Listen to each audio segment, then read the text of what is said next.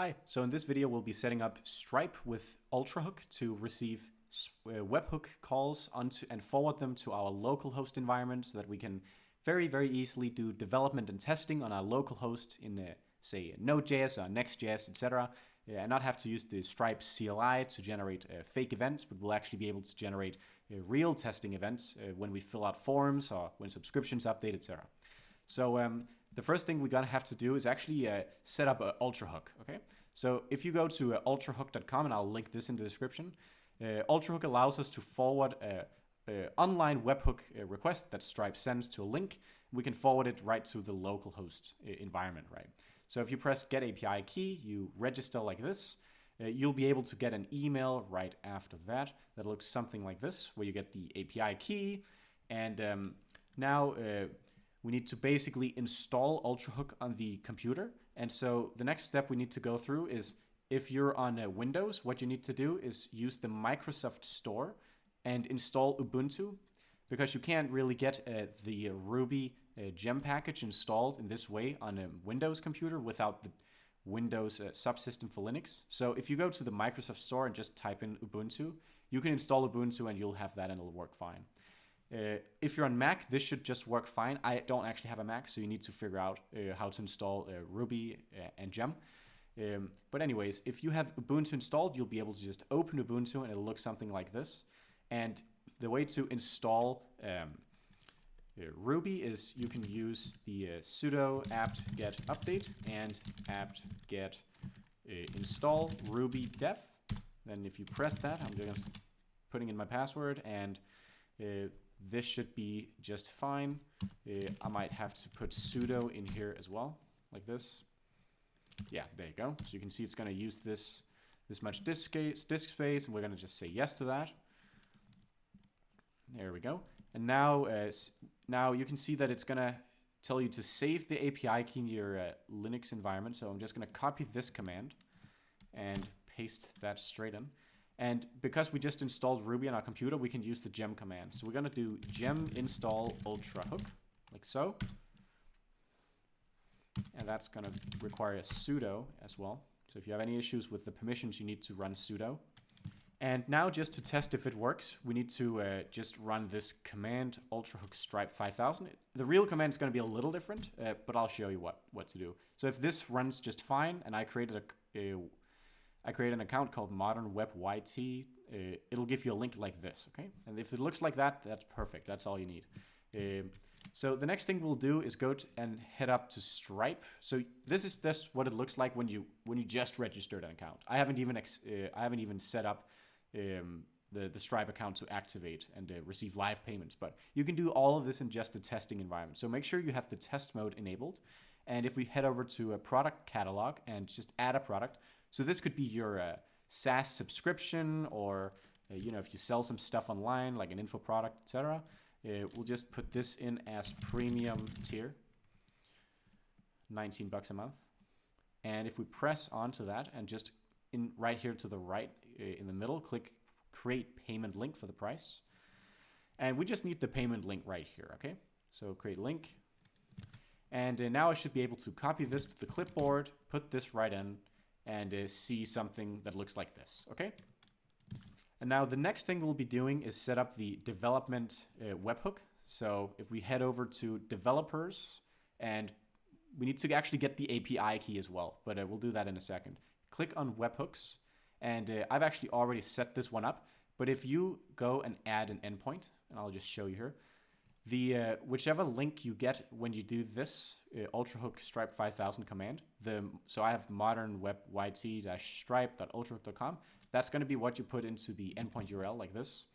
And then you can select all of the different events that you want to actually be passed onto this endpoint. So I'm just going to select when the checkout session is completed. So that's going to be triggered when this successfully is completed, this payment flow.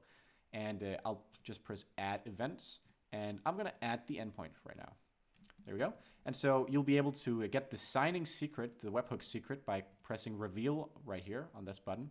And I'm just going to copy this right into the .env file. So I'm going to be calling that stripe webhook secret equals this.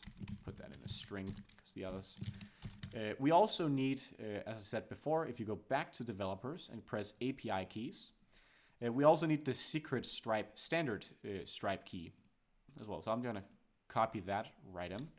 Stripe secret key. And we'll just copy that straight in like this. And the next thing we'll be doing now is if we go over to the getting started section for Stripe, so set up your development environment. I'm going to link this in the description as well. It's going to explain stuff like how to install the Stripe CLI. We're not going to be doing that in this video. What we just want is this. We want this. So we've already set up a Node environment, a NextJS environment here. I have NextJS, and we just need to copy this command. We just need to install the Stripe npm library. So npm install stripe -- save, like so. And now that's going to be installed all fine. The next thing we'll be doing is create our Stripe client. So that's going to be stripe.cs here.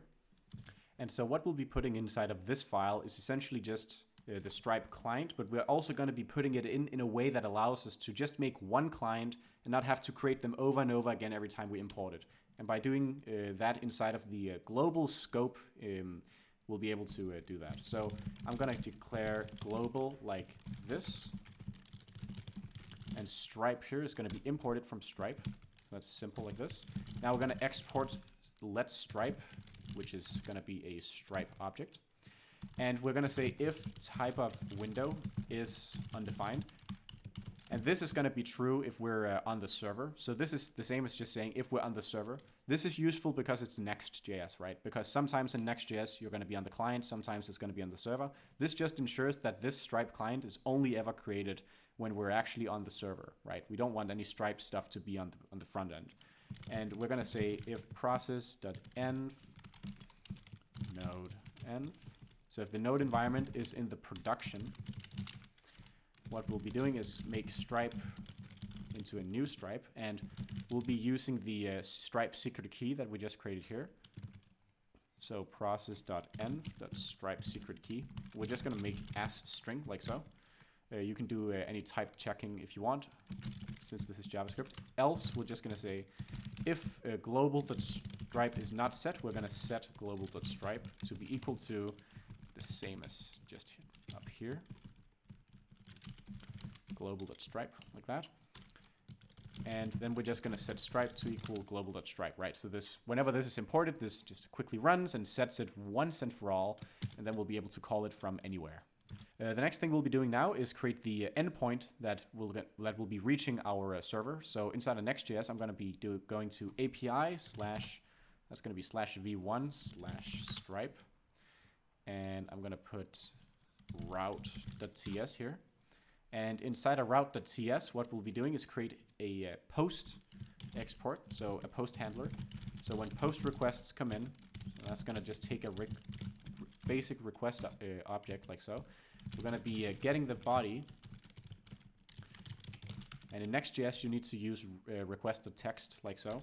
And we need to get the signature as well. So when Stripe sends a webhook request, they always send it with a signature through the header as well, because that's how we're going to be making sure that it actually is a valid event and not just an unsafe event that someone else could be, sending in. We're going to get the webhook secret, and we call that Stripe webhook secret like so. Just going to cast that to a string. Then we're going to say let event stripe.event import Stripe from Stripe here. And we're going to put this into a try catch clause and just lock the error here.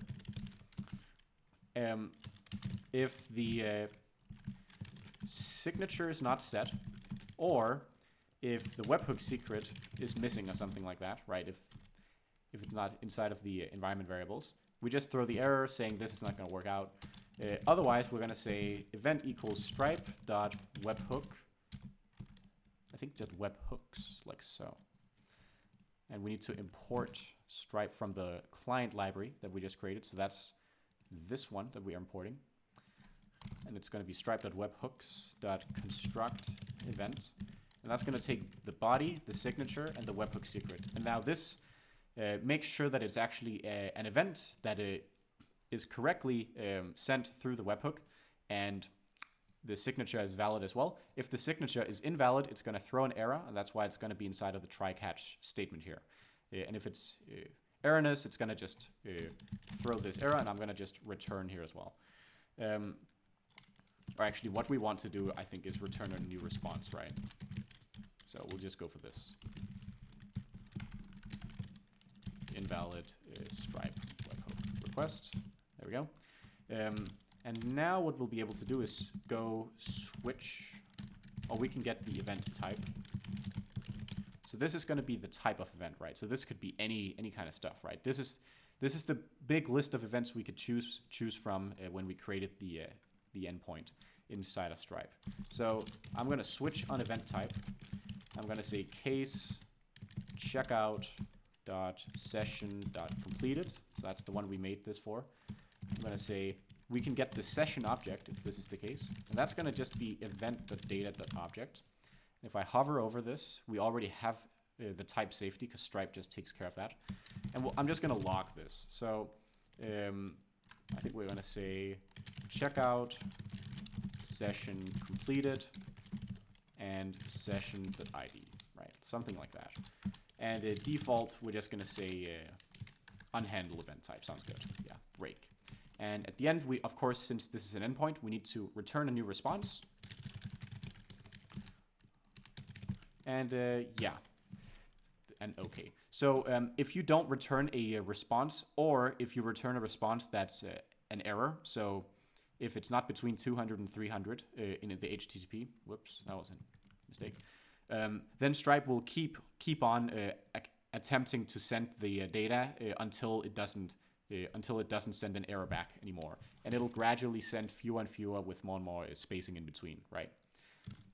Anyways, now that should be pretty good. We're gonna run this server right now, and if I just go to Stripe here,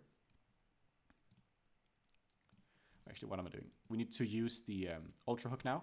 So the real command we actually want to be running in Ultrahook is going to be Ultrahook Stripe. So that's going to be just the Stripe part here. And now this is going to be everything after the colon inside of the localhost, right? So I'm on 3000, but it's also /API/v1/Stripe, right? Something like that. We'll just put that right in. And now it's going to forward everything from this endpoint over to this local endpoint here, which is awesome. Just what we want. And if I'm just going to, if I can just do this right here, make this a little small so we can see everything at once. There we go. It's going to print in the console as well. Moment. I'm going to put modern web development YT. If you put all 42s in the card on testing environment in Stripe, it automatically succeeds. I'm just going to put modern web development as the name. Yeah, just some random postcode. Doesn't really matter. As long as it's a valid card information with all 42s, it's going to work fine. Press subscribe. Nope, don't save.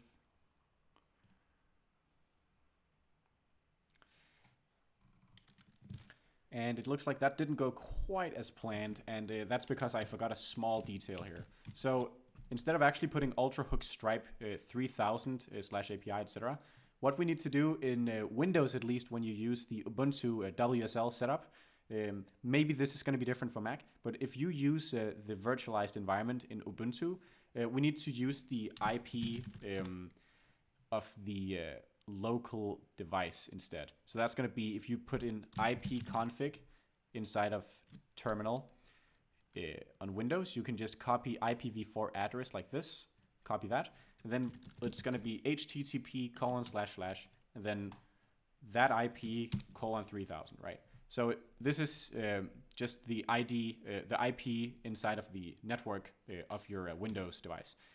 And this is because we have Linux running in a virtualized environment, and that has a slightly different IP. And so we need to just make sure that that doesn't break. So if I just quickly find the link here, find the payment link, and we'll just try this one more time. Modern web development, all 42s, like so. We'll put some stuff here. Subscribe. So now you can test when someone fills out the payment link. and you can see that it posted and it got the 200. And it also seems like it maybe have posted something else and got a 400. But as you can see inside of here, we got the entire object and it works totally fine. This was from the error right before. As you can see, no signatures found, so something went wrong. But in this one, it works totally fine, and we can do everything we want with the session, and we can even see that the session event has been completed with this ID.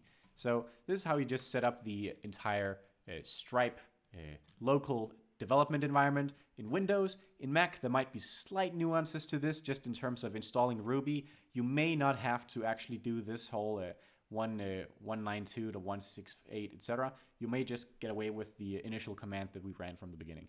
But anyways, this was just the first of a few Stripe videos that I'm going to be making in the future.